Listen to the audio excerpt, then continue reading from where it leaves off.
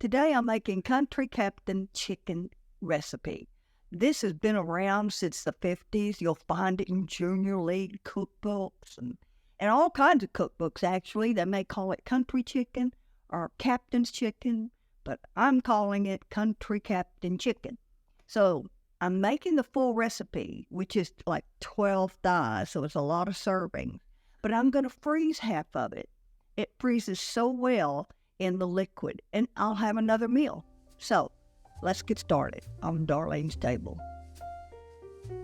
I've got a cup of flour, paprika, cayenne, and salt in here.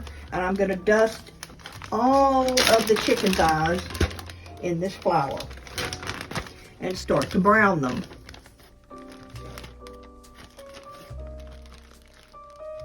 Now we're going to brown the thighs. I've got 2 tablespoons of oil and 2 tablespoons of butter.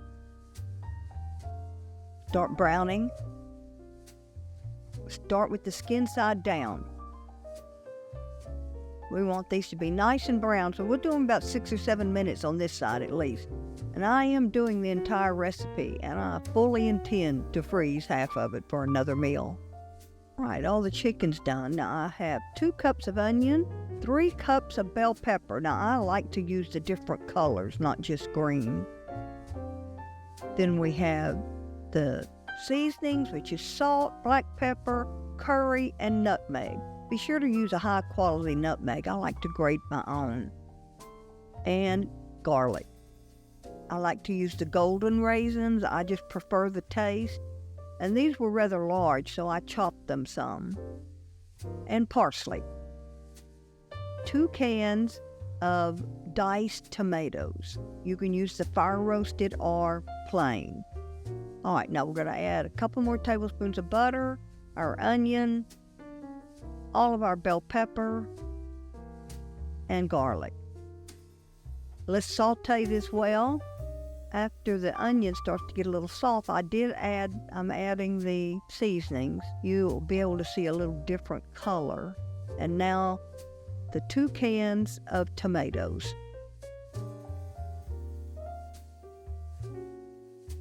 Now the raisins.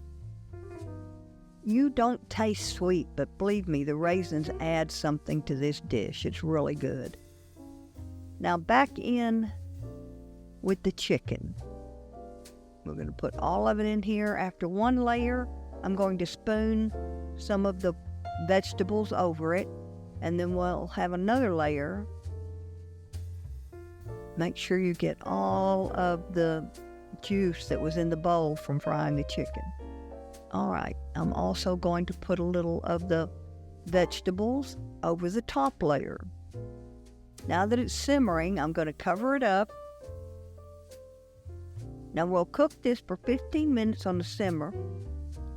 Then I'll add the parsley. Cover it back up for just a few minutes. Doesn't that look good? I'm going to check the chicken with a thermometer to make sure it's done. And it is.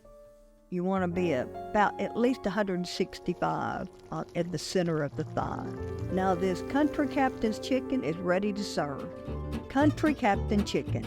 I have to say this is one of my favorite chicken dishes of all time.